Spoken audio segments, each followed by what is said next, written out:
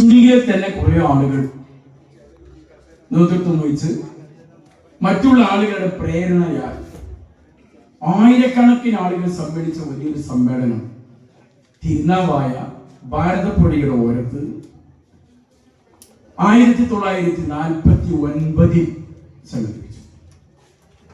അങ്ങനെ സമ്മേളനം മുമ്പ് ഡൽഹിയിലും നടന്നിട്ടുണ്ട്. ലീഗ് പിരിച്ചുവിടൽ സമ്മേളനം എന്ന് പറഞ്ഞിട്ട് ഡൽഹി ജുമാ മസ്ജിദിന്റെ മുമ്പിൽ ഉള്ള മൈതാനി നടന്നതായി ചരിത്രത്തിൽ കാണുന്നുണ്ട്. എന്നാൽ ലീഗിനെതിരെ മാത്രം ഇങ്ങനെയൊക്കെയുള്ള കോപ്രായ്മ നടക്കുന്നു. അതിനെക്കുറിച്ചും വളർന്നു വരുന്ന ചെറുപ്പക്കാരായ ബുദ്ധിയുള്ള ആളുകൾ, വിദ്യാർത്ഥികൾ പഠിക്കണം എന്നാണ് എനിക്ക് പറയുന്നത്. ഇപ്പൊ അങ്ങനെ കണ്ടില്ലേ, ഇപ്പോ എന്തുമാത്രം വിമർശനമാണ് ലീഗിന്. CPM ആണ് അതിന് മുമ്പിലുള്ളത്. CPM ഉയർത്തി കാണിക്കുന്ന ഇന്ന് ജീവിച്ചിരിക്കുന്നവരിലെ അവരുടെ അഭിപ്രായത്തിൽ ഏറ്റവും വലിയ നവോത്ഥാന നായകനായ വെള്ളാപ്പള്ളി നടേശൻ.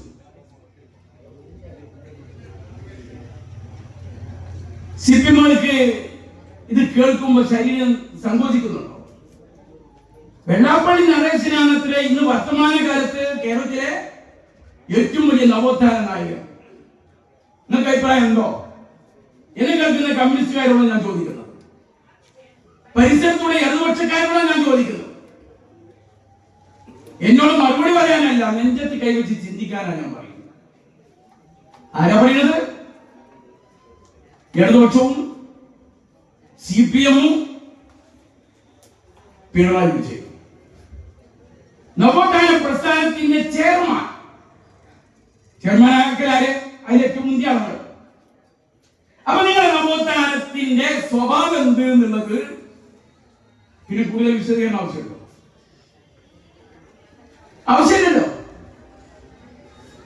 മലിനമായി കിടക്കുന്ന, മലിനത്തിൽ കിടക്കുന്ന, വൃത്തിഹീനമായി കിടക്കുന്ന ഒരു സ്ഥലത്ത് കിടക്കുന്ന ഒരു വസ്തു മലിനപ്പെട്ടോ എന്ന് ചോദിക്കേണ്ടതുണ്ടോ? ഒന്നാലോചിച്ചു. ലീഗിനെതിരെ കടുത്ത വിമർശനം. ആരൊക്കെ? മുഖ്യമന്ത്രി, politburo member Vijayaraghavan, Saji Cheriyan, Vellappally Natesan, മരിച്ചുപോയ VS അച്യുതാനന്ദൻ, അങ്ങനെ തുടങ്ങി അരഡസൻ ആളുകൾ. വായിക്ക് തോന്നിയതൊക്കെ കോതക്ക് പാട്ട് എന്നൊരു ചൊല്ലുണ്ട്. ഇങ്ങനെ വിളിച്ചു പറയുക തരം തരം സന്ദർഭോചിതമായി. അപ്പത്തെ ഒരു ആവശ്യത്തിന് എന്തും പറയും. ലീഗിനെ വിമർശിക്കുന്ന CPMകാരെ ഞാൻ നിങ്ങളെ കണ്ട് കുറ്റപ്പെടുത്തല്ല, നിങ്ങളെ ഈ കോലംകെട്ട നേതാക്കന്മാരെ കാണുന്ന നിങ്ങളോട് പറയണം. പാലക്കാട് ഒരു ഉപതെരഞ്ഞെടുപ്പ് നടന്നു. ആ ഉപതെരഞ്ഞെടുപ്പ് കഴിഞ്ഞപ്പോ കേരളത്തിലെ CPMന്റെ സെക്രട്ടറി ഗോവിന്ദൻ മാസ്റ്റർ മുസ്ലിം ലീഗ് നല്ലൊരു സർട്ടിഫിക്കറ്റ് കൊടുത്തു.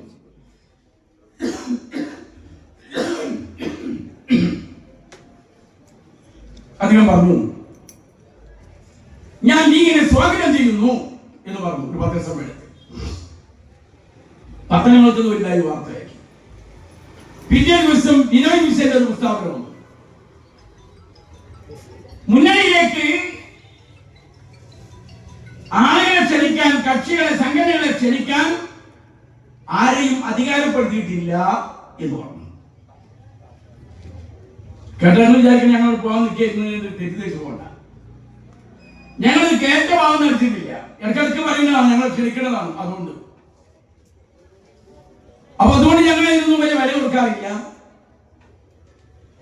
അപ്പോൾ ലീഗിനെ സ്വാഗതം ചെയ്തുകൊണ്ട് ഒരു പ്രസ്താവന, ബിനോയ് വിശ്വന്റെ പ്രസ്താവന പിറ്റേ ദിവസം ഞങ്ങൾക്ക് അതിനേക്കാൾ ഏറെ സന്തോഷം ഉണ്ടാക്കിയ ഒരു വർത്തമാനം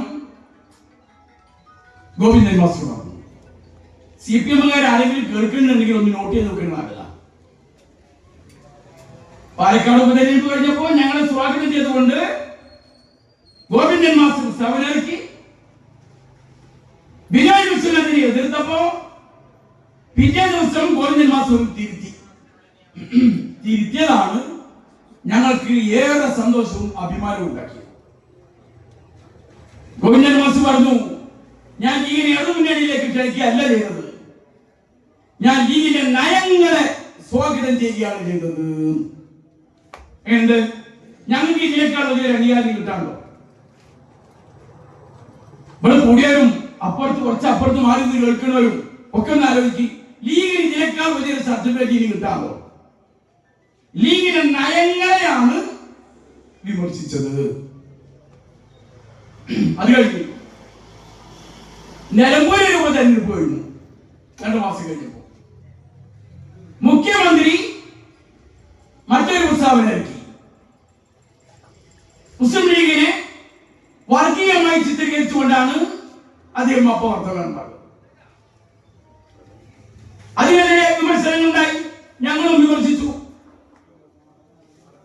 പാലക്കാട് സാദിഖ് അലി തങ്ങളെയും പരോക്ഷമായി മുസ്ലിങ്ങളെയും വിമർശിക്കുന്ന രീതിയിലാണ് അദ്ദേഹം പറഞ്ഞത്. അപ്പോ അദ്ദേഹം ഒന്ന് തിരുത്തി പിറ്റേ ദിവസം പറഞ്ഞു, ഞാൻ മുസ്ലിങ്ങളെയല്ല, ഞാൻ മുസ്ലിം ലീഗിനെയാണ് വിമർശിച്ചത് എന്ന് പറഞ്ഞു. മുസ്ലിം ലീഗിനെ വിമർശിക്കാൻ ഞങ്ങൾക്ക് വേദനയൊന്നുമില്ല, എത്രയോ കേട്ടതാണ് ഞങ്ങൾ. പക്ഷെ എനിക്ക് ചോദിക്കാനുള്ളത്, ഇവിടെ കമ്മ്യൂണിസ്റ്റ് പാർട്ടിയുടെ പ്രവർത്തകന്മാരാണ്, ഇടതുപക്ഷക്കാരോടാണ്, മാർക്സിസ്റ്റ് പാർട്ടിയുടെ പ്രവർത്തകന്മാരോടാണ്. നിങ്ങൾ ആലോചിക്കണം, നിങ്ങളുടെ നയപതി ഏതാണ്? ഗോവിന്ദൻ മാസ്റ്റർ പറഞ്ഞതാണോ പിണറായി പറയുന്നതാണോ? പിണറായി പറയുന്നത് ഞങ്ങൾ ലീഗ് തനി വർഗീയ പാർട്ടിയായി മാറി, വർഗീയ കൂട്ടായ്മക്കാണ് സാദിഖ് അലി തങ്ങൾ നേതൃത്വം കൊടുക്കുന്നത് എന്ന് പിണറായി വിജയൻ പറഞ്ഞു. അതിന് തൊട്ടു മുമ്പ് ലീഗിന്റെ നയങ്ങളെ ഞാൻ ഏറെ ബഹുമാനത്തോടു കൂടി സ്വാഗതം ചെയ്യുന്നു എന്ന് ഗോവിന്ദൻ മാസ്റ്റർ പറഞ്ഞു. ഇതിലെ ഏതാപ്പം നിങ്ങളെ നയം ഏതാ? ഗോവിന്ദൻ മാസ്റ്റർ പറഞ്ഞതാണോ അതോ പിണറായി പറഞ്ഞതാണോ? രണ്ടും കൂടി അത്. ഞാനും അലി സാഹിബും കൂടി 2 വർത്തമാനം പറഞ്ഞാൽ നിങ്ങൾ ഞങ്ങളോട് ചോദിക്കൂലേ ഏതാപ്പം ലീഗിന്റെ നയം എന്ന് പറഞ്ഞാൽ പോകുമ്പോ അലി പറഞ്ഞതാണോ മുയ്യം പറഞ്ഞാണോ ശരി? നിങ്ങളും അംഗീകാരത്തിലാവേ? ഞാൻ അതുകൊണ്ടാണ് ചോദിക്കുന്നത്, ഇതിൽ ഏതാ നിങ്ങളെ നയം? എന്നാൽ ആ ഷോപ്പില് ചിലപ്പോ കലണ്ടർ തോന്നുന്നുണ്ടോ? അത് നമ്മുടെ പാർട്ടി ഓഫീസാണ്, കോൺഗ്രസിന്റെ ഓഫീസാണ്, അവിടെ കലണ്ടർ ഉണ്ടാവും.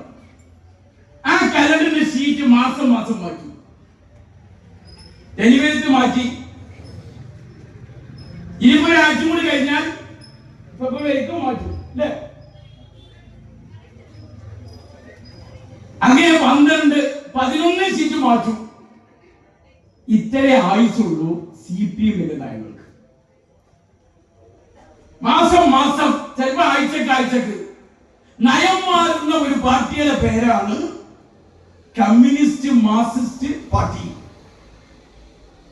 ഇങ്ങനെ ഒരു പാർട്ടിയെ നിങ്ങൾക്ക് എവിടെയെങ്കിലും കാണാൻ കഴിയുമോ? ഞങ്ങളെ കൊടുത്തേ ആരുമില്ല, നിങ്ങളെ കൊടുത്തേ മറ്റൊരു അങ്ങനെ ഇല്ലാന്ന് എന്റെ ഒരു തോന്നൽ. എന്നാൽ CPM നയം ഓരോ സന്ദർഭത്തിൽ ഇങ്ങനെ മാറും. വർഗീയത പറയുന്നത് BJP പോലും കടത്തിവെട്ടിയിരിക്കുന്നു. ഇപ്പോ CPM BJP കടത്തിവെട്ടി. BJP ഹിന്ദു വർഗീയത പറഞ്ഞു നടക്കുന്നു, ഹിന്ദു വർഗീയത. എന്നാൽ ജനങ്ങൾ ഉൾക്കൊള്ളുന്നുണ്ടോ?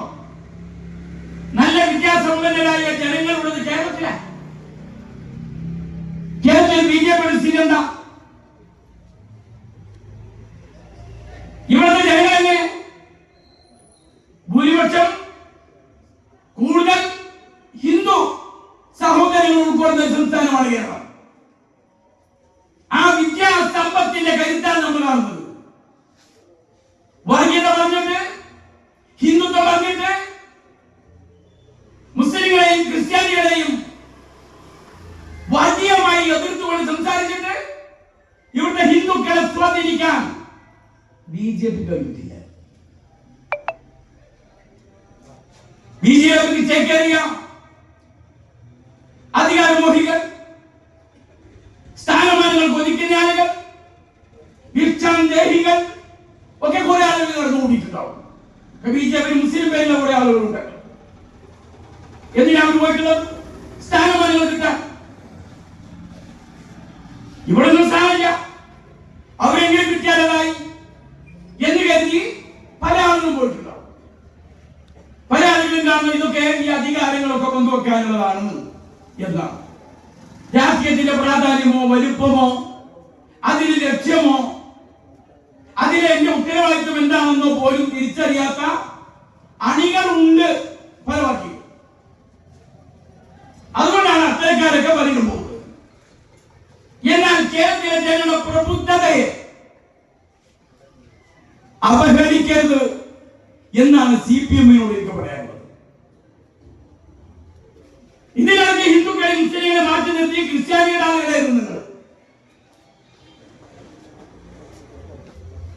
അല്ലേ? ക്രിസ്ത്യാനികളെ കൈവിട്ടു എന്ന് കണ്ടപ്പോ മുസ്ലിങ്ങളെ ഒന്നുകൂടി ചേർത്ത് പിടിക്കാൻ നോക്കി. ഓ, ന്യൂനപക്ഷ പ്രേമം, മുസ്ലിങ്ങളോട് എന്തൊരു ബഹുമാനം.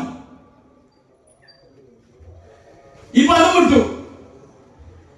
2, 3, 4 ഉപതെരഞ്ഞെടുപ്പുകൾ കഴിഞ്ഞപ്പോ രക്ഷയില്ലാതെ കൂടി. അപ്പോഴാണ് ഞാൻ പറഞ്ഞ പിണറായിയുടെ പ്രസ്താവന വന്നത്. അതിനുശേഷം നയം മാറി. പിന്നെ ഹിന്ദുക്കളെ അവരെ ചേർത്ത് പിടിക്കാൻ പറ്റുമോ എന്നുള്ളതായി. അതിന്റെ ഭാഗമാണ് അയ്യപ്പ സംഗമം. അയ്യപ്പ സംഗമം നടത്തേണ്ടത് കമ്മ്യൂണിസ്റ്റ് പാർട്ടി അല്ല. മങ്കൂസ് മൗലൂദ് വന്നിട്ടുള്ളത് മാർക്സിസ്റ്റ് പാർട്ടി അല്ല. അത് ഞങ്ങൾ ഓർക്കോളാം.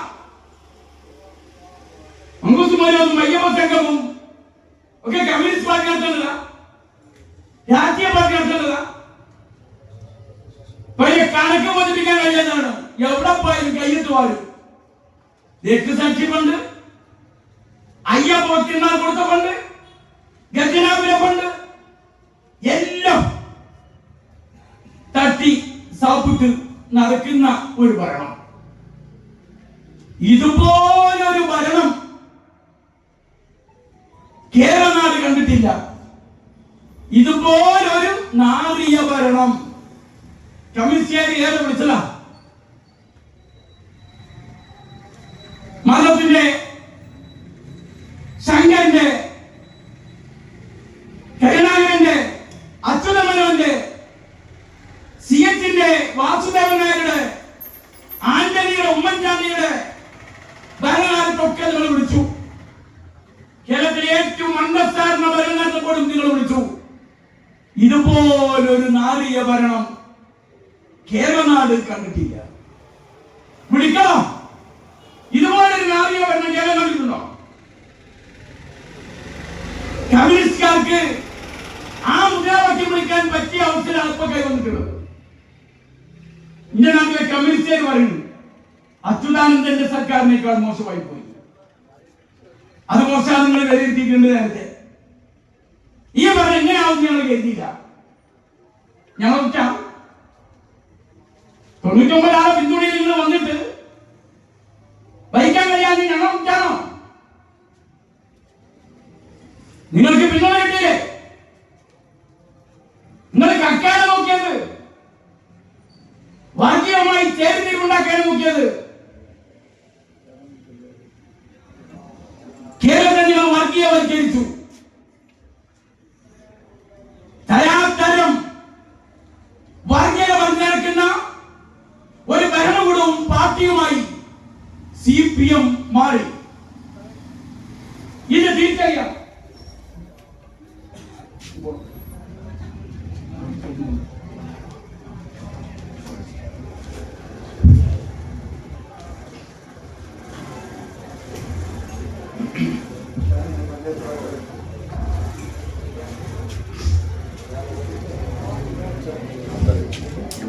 ഈ രീതിയിലേക്ക് അകപ്പതനം കമ്മ്യൂണിസ്റ്റ് പാർട്ടിക്ക് വന്നത് ഈ ഖേദിക്കുന്നവരായിരിക്കും. ഇവിടെയുള്ള ഞങ്ങളെ കേൾക്കുന്ന ഒറ്റപ്പെട്ടവരാണെങ്കിലും മാർക്സിസ്റ്റ് പാർട്ടിയുടെ പ്രവർത്തകന്മാരായ ആളുകൾ, ഞങ്ങൾക്ക് നിങ്ങളൊക്കെ വേദനയിൽ ദുഃഖമുണ്ട്, നിങ്ങൾക്ക് വിഷമമുണ്ടെന്ന് ഞങ്ങൾക്കറിയാം. പക്ഷെ നിങ്ങൾക്ക് നിങ്ങളുടെ പാർട്ടിയെ തിരുത്താൻ കഴിയണം. പാർട്ടിയെ തിരുത്താൻ നിങ്ങൾ ശ്രമിക്കണം. ഈ സർക്കാർ എന്തെങ്കിലും സംഭാവന ചെയ്യാൻ കഴിഞ്ഞിട്ടുണ്ടോ നാടിന്? ഉണ്ടോ? ഉമ്മൻചാണ്ടിയുടെ ഗവൺമെന്റിൽ നിന്ന് നോക്കൂ, എന്തുമാത്രം നേട്ടങ്ങൾ ഉണ്ടാക്കി, എന്തുമാത്രം നേട്ടങ്ങൾ ഉണ്ടാക്കി. അതുകൊണ്ട് നിങ്ങളെ സത്യസന്ധമായ വിലയിരുത്തൽ നടത്തുക. എല്ലാം അങ്ങ് പറയുന്ന സ്വഭാവമുണ്ട്. വൈക്കം മുഹമ്മദ് ബഷീറിന്റെ സുപ്രസിദ്ധമായ ഒരു കഥാപാത്രമാണ്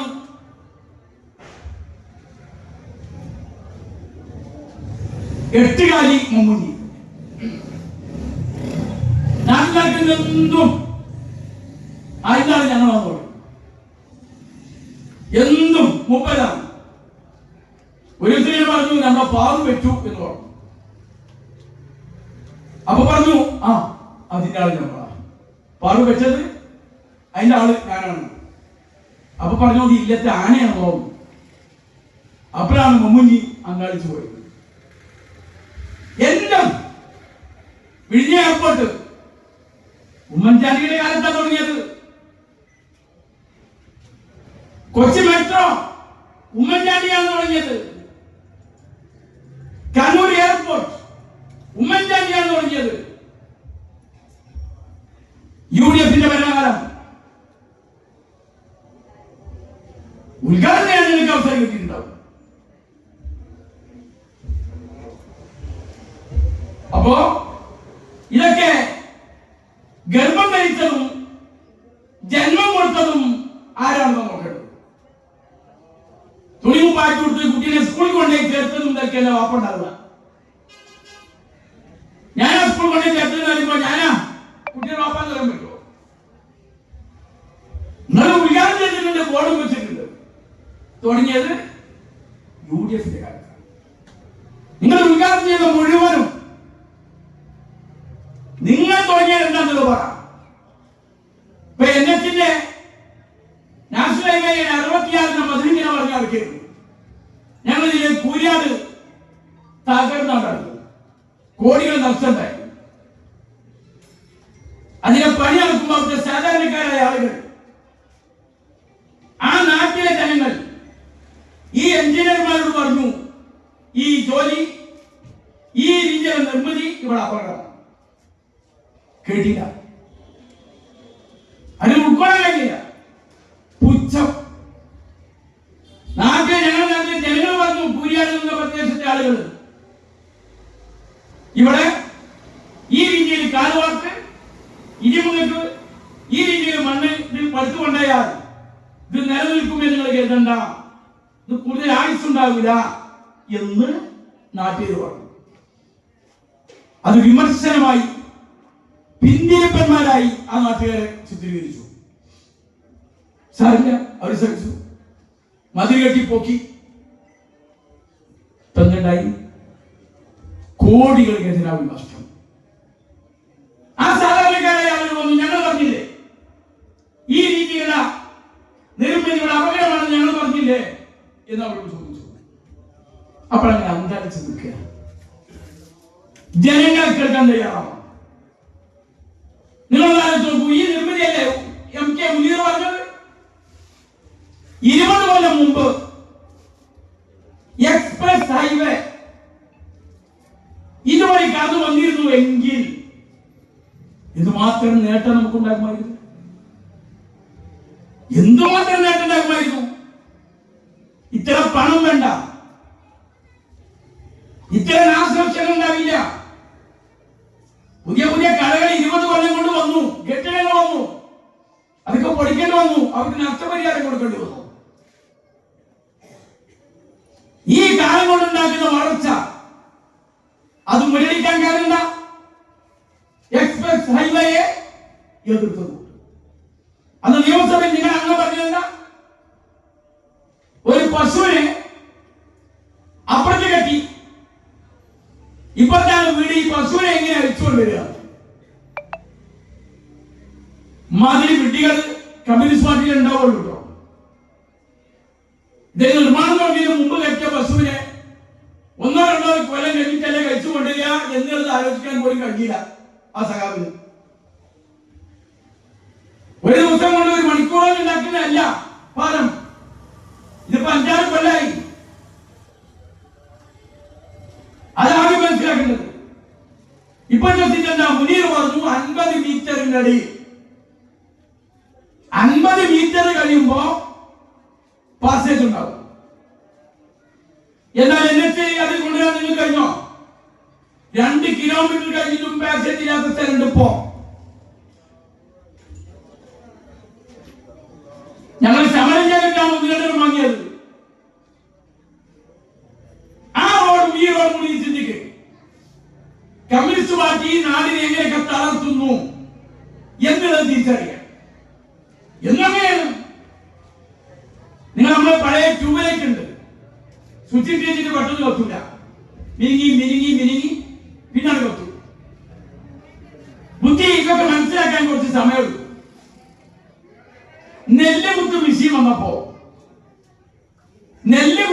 വന്നപ്പോ ജനങ്ങൾക്ക് തൊഴിൽ നഷ്ടപ്പെടും എന്ന് പറഞ്ഞ് സമരം നടത്തിയവരാണ് CPM. കല്ലുവെട്ട് മിഷീൻ വന്നപ്പോ ഇതേപോലെ സമരം നടത്തി.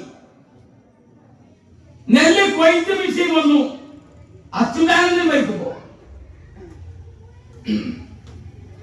ആലപ്പുഴയിൽ കുട്ടനാട്ടിൽ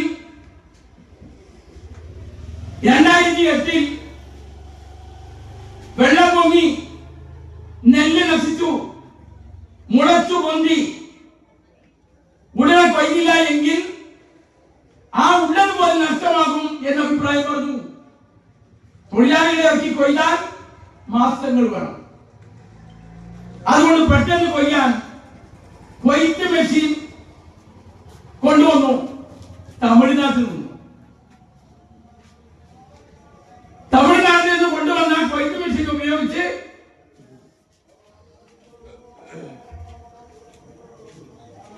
അത് കൊയ്യാൻ വേണ്ടി അച്യുതാനന്ദൻ മരിക്കുമ്പോൾ കൊണ്ടുവന്നു.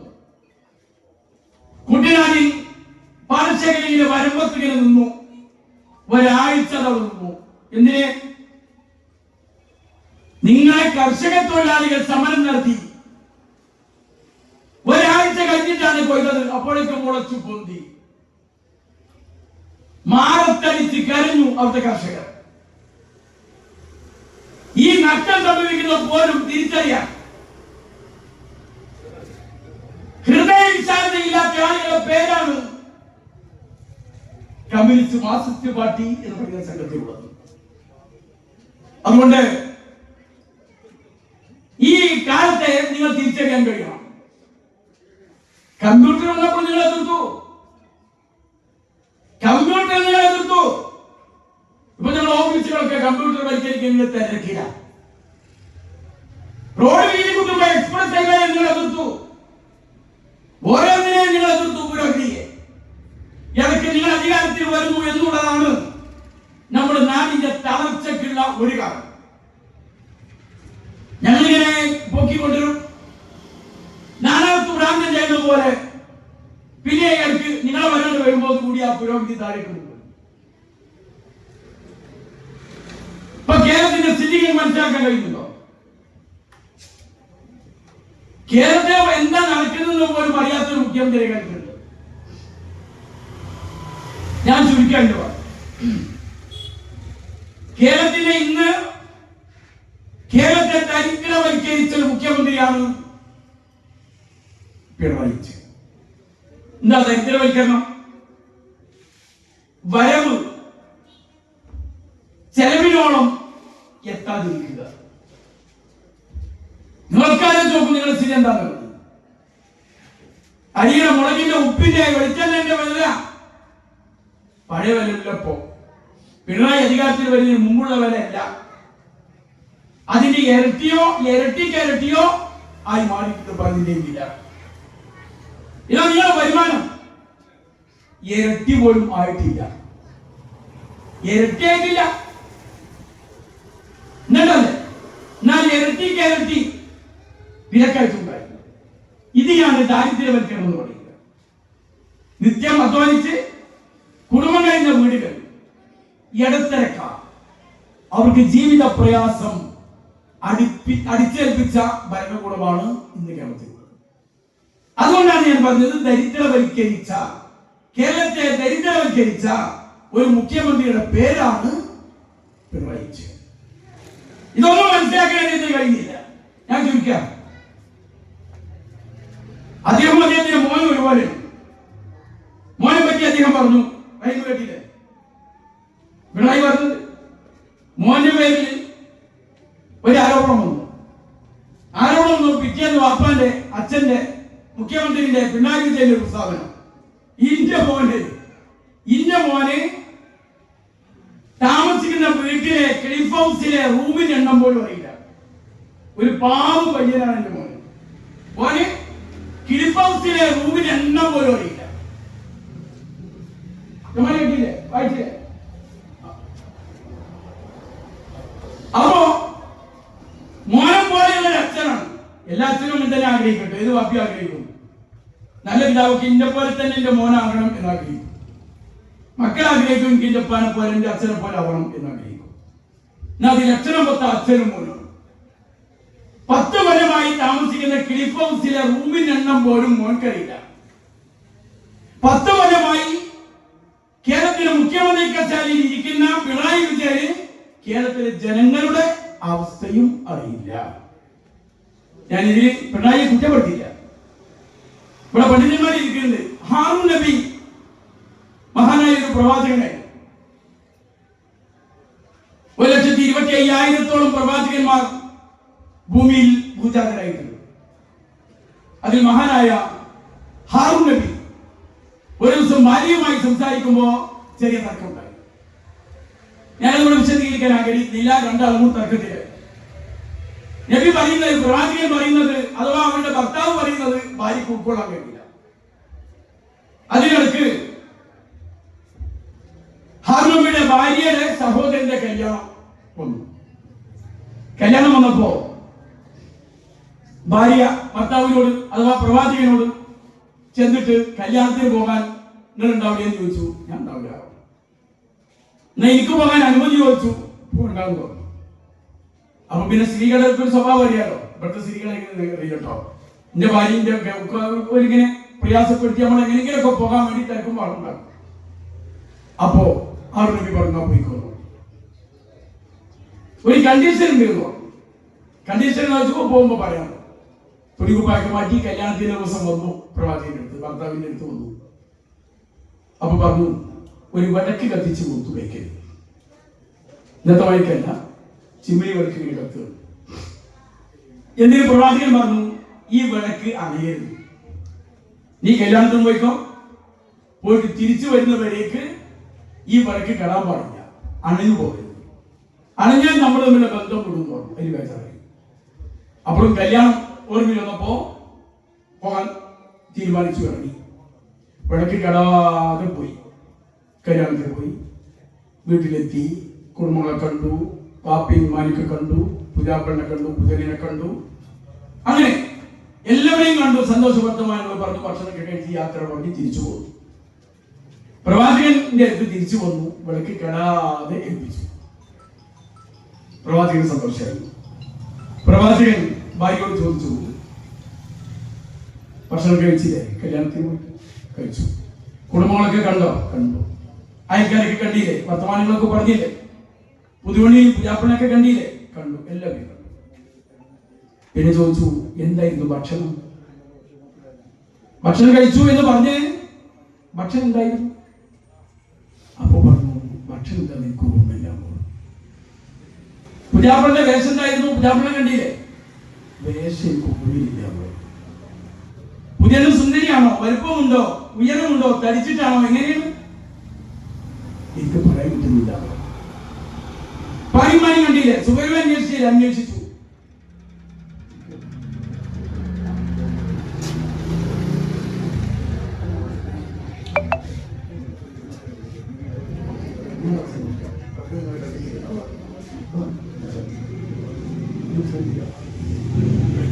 അങ്ങനെ ഓരോന്ന് ചോദിച്ചു. കുടുംബങ്ങളൊക്കെ ഏതൊക്കെ കുടുംബമാണുള്ളത്, അയൽക്കാരൊക്കെ ഉണ്ട് എന്നൊക്കെ ചോദിച്ചു. ഒക്കെ പറഞ്ഞു, എനിക്ക് ഓർമ്മയില്ല. നീ കല്യാണത്തിന് പോയില്ലേ?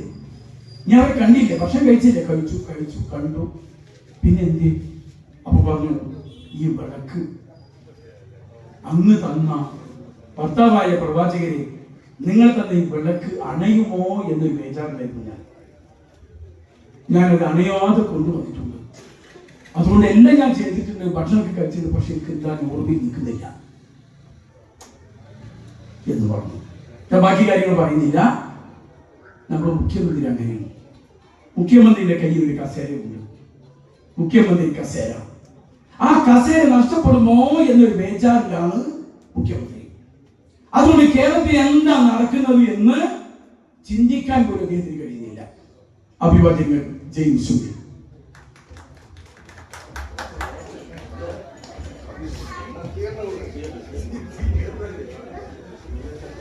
പ്രിയമുള്ളവരെ, പറഞ്ഞിട്ട് MLA വീണ്ടും തുടരുമെന്നാണ് നമുക്കെല്ലാം അഭിപ്രായം. പക്ഷെ കുറച്ച് ജനപ്രതിനിധികൾക്ക്